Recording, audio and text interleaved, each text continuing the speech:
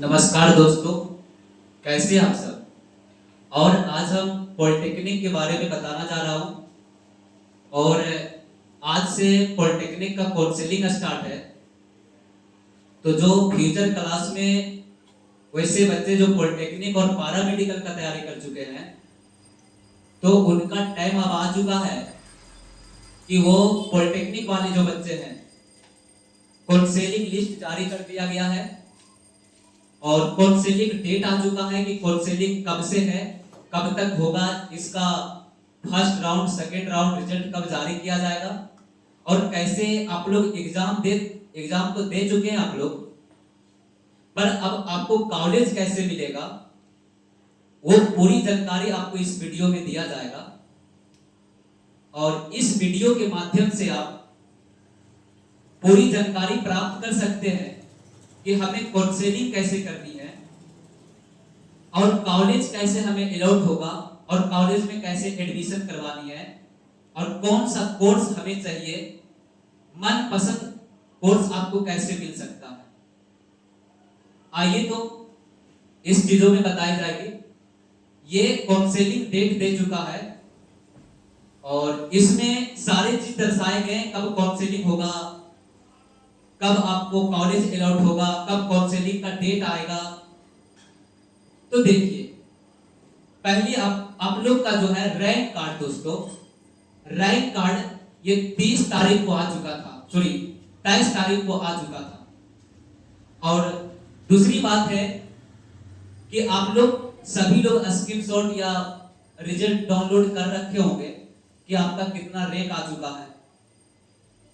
उसी प्रकार से उसी दिन रात में जिस दिन रिजल्ट दिया गया पैरामेडिकल और पॉलिटेक्निक का, उसी दिन क्या किया दोस्तों, सीट मैट्रिक्स लोड कर दिया गया।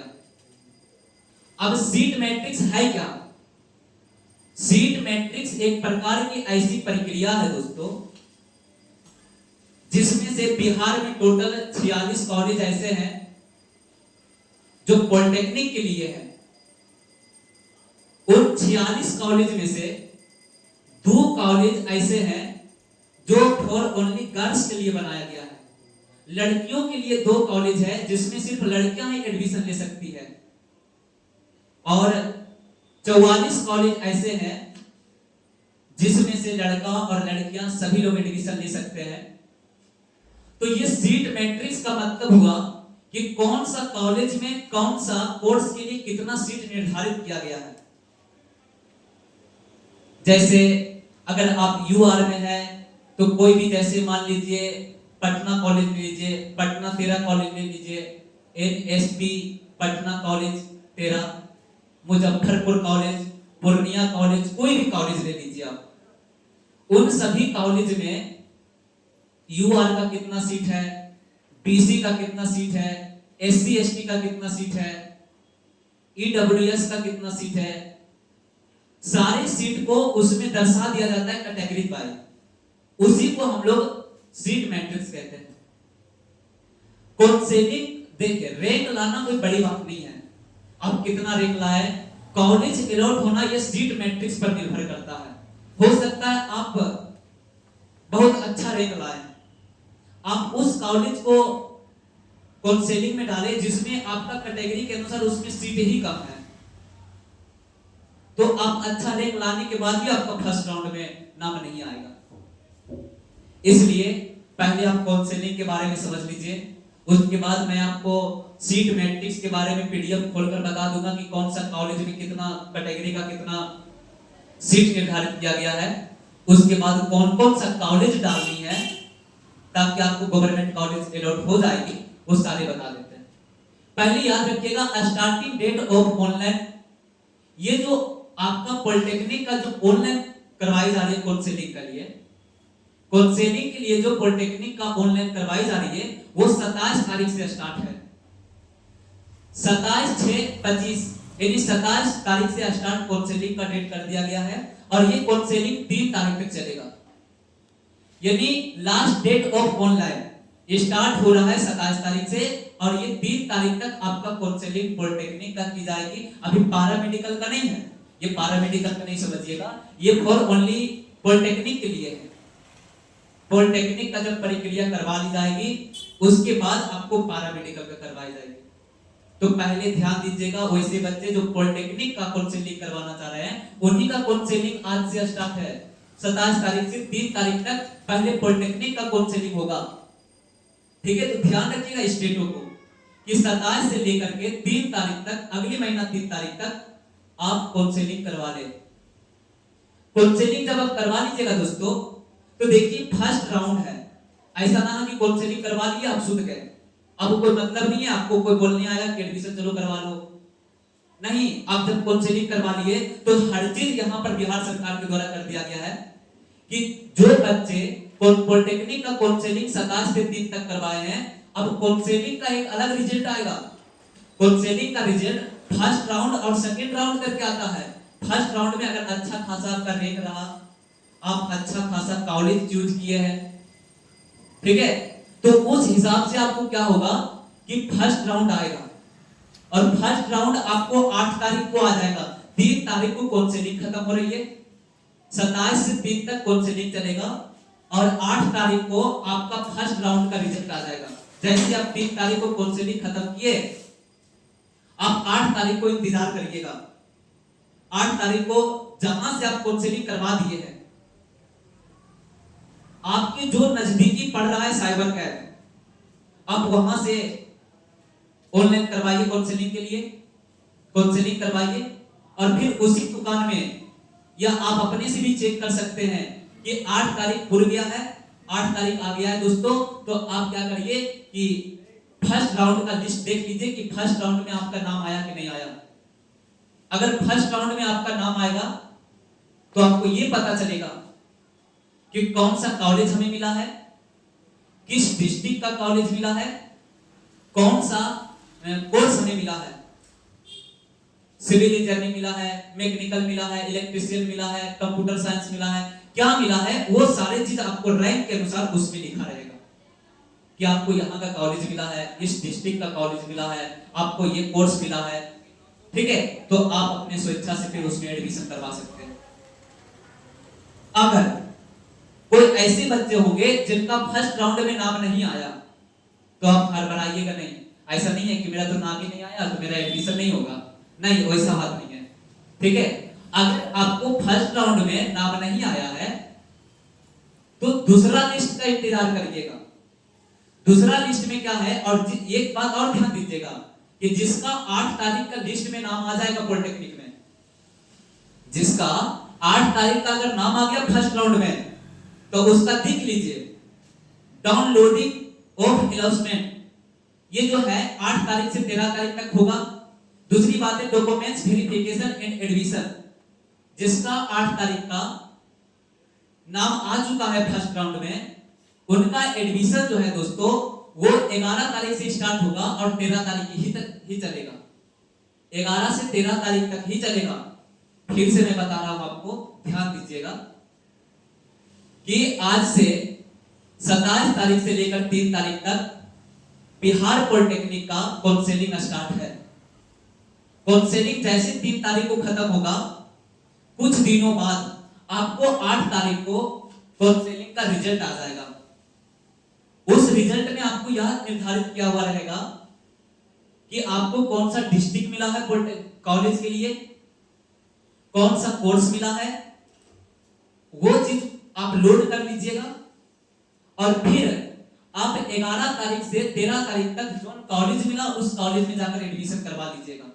11 से 13 तारीख तक ही एडमिशन चलेगा। देखिए यहाँ लिखा हुआ डॉक्यूमेंट्स वेरिफिकेशन एंड एडमिशन, इसी दिन आपका डॉक्यूमेंट्स सारे पता करवाए जाएंगे। जो डॉक्यूमेंट्स कॉलेज को चाहिए उस पर भी हम एक वीडियो बना देंगे कि कौन कौन सा डॉक्यूमेंट्स लगेगा, कैसे एडमिशन होगा। पहले ये जान लीजिए कि 11 से लेकर के 13 तक आपका एडमिशन होगा। अगर कुछ ऐसे बच्चे जिसका फर्स्ट राउंड में नाम नहीं आया, ठीक है, तो यहाँ सेकेंड राउंड जारी होगा और ये सेकेंड राउंड 18 तारीख को जारी होगा, 18/7 को। ठीक है, 18 तारीख को ये सेकेंड राउंड जारी होगा। तो जो बच्चे का फर्स्ट राउंड में नाम नहीं आ पाया है तो कहीं ना कहीं तो जाकर टकरा ही जाएगा। फर्स्ट राउंड में नाम नहीं आया तो सेकेंड राउंड में तो जरूर से जरूर आएगा। ठीक है, जब सेकंड राउंड में आ गया तो फिर वही प्रक्रिया जो फर्स्ट राउंड का था, वही प्रक्रिया है कि 18 तारीख को आप सेकंड राउंड जारी होगा तो उसमें आप अपना नाम देख लीजिए। फिर क्या करिएगा कि अगर सेकंड राउंड में नाम आ गया तो आपको डॉक्यूमेंट्स वेरिफिकेशन और एडमिशन ये 21 तारीख से लेकर के 27 तारीख तक करवा ली जाएगी, ठीक है। तो ये काउंसलिंग 2 ही राउंड हो सकता है, हो सकता है 1 राउंड और दे दे, लेकिन आप इतना ध्यान रखिए ना कि जिनका अच्छा खासा रैंक है उसको फर्स्ट राउंड या सेकंड राउंड में चांस मिल ही जाता है, आ ही जाता है। फर्स्ट राउंड में नहीं आया तो सेकंड राउंड में आ जाएगा। तो आप हमेशा एक्टिव रहिएगा। ध्यान दीजिए कि आज से काउंसलिंग स्टार्ट है, 3 तक चलेगा। 8 तारीख को फर्स्ट राउंड का रिजल्ट आएगा। जिस स्टूडेंट का 8 तारीख को अगर फर्स्ट राउंड में नाम आ गया तो 13 तारीख तक में आप कॉलेज जाकर एडमिशन करवा लीजिएगा। जिस स्टूडेंट को नहीं आया 18 तारीख का इंतजार करिएगा। 18 तारीख तक में अगर आपका नाम आ चुका है तो आप 21 से 23 तारीख तक में आप एडमिशन जाकर करवा लीजिएगा, है ना। ये सभी डेट को रखना है आपको ध्यान में। अब देखिए किसी बच्चे को यह भी लग रहा होगा कि सर गवर्नमेंट कॉलेज कैसे मिलेगा। जब आप काउंसलिंग करवाइएगा ना दोस्तों, काउंसलिंग जब आप करवाइएगा तो गवर्नमेंट कॉलेज ही डालिएगा, वहां ऑप्शन आएगा गवर्नमेंट कॉलेज डालने का। तो आपको गवर्नमेंट कौन सा गवर्नमेंट कॉलेज डालना है जो समझ लीजिए, कौन सा आपको गवर्नमेंट कॉलेज डालना है दोस्तों जो समझ लीजिए, ठीक है। अब आपको यहां पर यह समझना पड़ेगा, जैसे आपको गवर्नमेंट कॉलेज डालना है ना तो सभी प्रकार की गवर्नमेंट कॉलेज में जीपी लगा रहेगा, वही गवर्नमेंट कॉलेज होगी, अन्यथा वो गवर्नमेंट कॉलेज नहीं प्राइवेट कॉलेज रहेगा। जितने भी प्रकार के बिहार में गवर्नमेंट कॉलेज है उन सभी में जीपी लगा हुआ है। और बिहार में टोटल कॉलेज की संख्या जो है दोस्तों ये 46 है, जिसमें से दोस्तों 2 जो है ना ये लड़कियों के लिए है, लड़कियों के लिए है, ठीक है दोस्तों, ये लड़कियों के लिए निर्धारित किया गया है। बाकी बच गया इसमें से कितना 44 कॉलेज। ये 44 कॉलेज ऐसे ना दोस्तों, ये 44 कॉलेज ऐसे है ना जिसमें सभी जा सकते हैं, लड़का लड़की सभी जा सकते हैं, लेकिन 2 कॉलेज ऐसे हैं स्पेशल जिसमें लड़कियां सिर्फ एडमिशन ले सकती है, ठीक है। तो जब भी आप काउंसलिंग करवा रहे हैं तो सारा कॉलेज आप गवर्नमेंट डालिए, सारा कॉलेज। तो ये देखिए टॉप 10 का कॉलेज है, ये बिहार में 10 नंबर तक कॉलेज है जिसमें हॉस्टल की सुविधा है। ये सभी कॉलेज में हॉस्टल की सुविधा है, और भी बहुत सारे कॉलेज होंगे, है ना। तो पहले आप जो है एक जीपी ये पटना 13 है, एक लड़कियों के लिए जो अलॉटमेंट कॉलेज है सिर्फ स्पेशल वो एनजीपी पटना 14 है, एक मुजफ्फरपुर है, ये लड़कियों के लिए स्पेशल कॉलेज है, ठीक है। लेकिन ये सभी भी कॉलेज टॉप 10 के अंतर्गत आता है, और ये सभी में जो है गर्ल्स के लिए बॉयज के लिए ये सभी में क्या है हॉस्टल की सुविधा दी गई है, समझ गए। तो जैसे पहला अगर डाल रहे ना तो सभी डालिए, क्या दिक्कत है, कितना रैंक अगर 5000 तक है दोस्तों तो सिविल इंजीनियरिंग मिलने का तो पूरी चांस है, ठीक है। उसके बाद मैं बताता हूं कौन सा कोर्स के लिए कितना रैंक चाहिए। पहले आप समझिए जब काउंसलिंग कराइएगा तो 1 नंबर में डालिएगा एनजीपी पटना 13, दूसरा में एनजीपी पटना 7, उसके बाद जीपी, ठीक है, मुजफ्फरपुर, उसके बाद जीपी भागलपुर, उसके बाद जीपी वैशाली, उसके बाद जीपी गया, उसके बाद जीपी कटिहार, ठीक है, GP Darbhanga, GP Barauni, GP Purnia, ठीक है। ये सभी कॉलेज है जो इन सभी कॉलेज में हॉस्टल की व्यवस्था है दोस्तों। जब 10 कॉलेज आप ऑप्शन में डाल दीजिएगा कहीं ना कहीं तो मिल ही जाएगा, है ना, कहीं ना कहीं आपको मिल ही जाएगा। अगर 11 नंबर 12 नंबर 13 नंबर में कॉलेज डालने किया है तो सब सरकारी कॉलेज है इसके नीचे डाल दीजिएगा, लेकिन टॉप 10 में ये 10 कॉलेज जरूर डालिएगा, ठीक है। टॉप 10 में ये 10 कॉलेज जरूर डालिएगा। उसके बाद आप जितना भी डालिएगा ना वो सारे गवर्नमेंट कॉलेज ही डालिएगा, 11 12 13 नंबर तक, जो भी जितना नंबर तक कॉलेज खोजा जाए, ठीक है। अब देखिए दोस्तों कुछ ऐसे स्टूडेंट हैं जिनको ये लग रहा है कि कितना नंबर आने पर सर हमको सिविल मिल सकता है। समझ लीजिए, इस बात को समझिएगा पहले कि बिहार में सिविल इंजीनियरिंग का बहुत बड़ी मांग है। सबसे ज्यादा वैकेंसी निकलती है तो सिविल पर निकलती है। उसके बाद इलेक्ट्रीशियन होती है, और इलेक्ट्रीशियन का बिहार के साथ साथ बड़े पैमाने पर वैकेंसी रेलवे निकालता है। और रेलवे का एक नियम है कि अगर प्रधानमंत्री का चुनाव अगले साल है तो एक साल पहले वो क्या करेगा, वैकेंसी निकाल देगा। ठीक है, तो ये सारी चीजों ध्यान दीजिएगा। किन्हीं को ये सोच रहता है कि हमको मैकेनिकल से करना है तो मैकेनिकल से कर लीजिए, किन्हीं को ये लगता है कि हमें कंप्यूटर साइंस से करना है तो कंप्यूटर साइंस से कर लीजिए। जिससे मन लगे, जिसमें मन लगे आपको कि हमको ये चीज से इंजीनियर बनना है तो आप उसी चीज को कोर्स कीजिए। लेकिन यहाँ तो बात है सर, सभी को सिविल ही चाहिए, है ना, सभी को सिविल ही चाहिए। तो सिविल का बिहार में लगभग 4500 सीट है दोस्तों। तो 4500 सीट में सभी कॉलेज को बांटा गया है, तो उतने ही बच्चों को ना सिविल मिलेगा। अब किसी का रेंज 20,000 है, किसी का रेंज 30,000 है, किसी का 40,000 है, तो कहिएगा हमें सिविल चाहिए तो कहां से मिलेगा? 4500 सीट सिविल का ही है, तो कहां से मिलेगा उतना रैंक वाले को सिविल? लेकिन फिर भी हम लोग को प्रयास करनी है कि मिल जाए तो बेहतर है। इलेक्ट्रीशियन, सिविल, ये दोनों का थोड़ा ज्यादा है, लेकिन किसी को लग रहा नहीं, हम और मन में भी ठान के बैठा है कि हमें कंप्यूटर साइंस से करना है, तो बड़े बड़े कंपनी में आप काम कर सकते हैं, लाख, 1.5 लाख, 2 लाख उसका वेतन टेंडर जाता है ना। तो वो आप पर निर्भर करता है कि आप किस चीज से करना चाह रहे हैं। और दूसरी बात आपको तो ये समझना है यहां पर कि जैसे मान लीजिए अगर आपको सिविल चाहिए, ठीक है, अगर आपको इलेक्ट्रीशियन चाहिए, अगर आपको मैकेनिकल चाहिए, अगर आपको उसी प्रकार से अगर आपको कंप्यूटर साइंस चाहिए, ठीक है, इस तरह से कोर्स चाहिए, तो आप ध्यान दीजिएगा दोस्तों।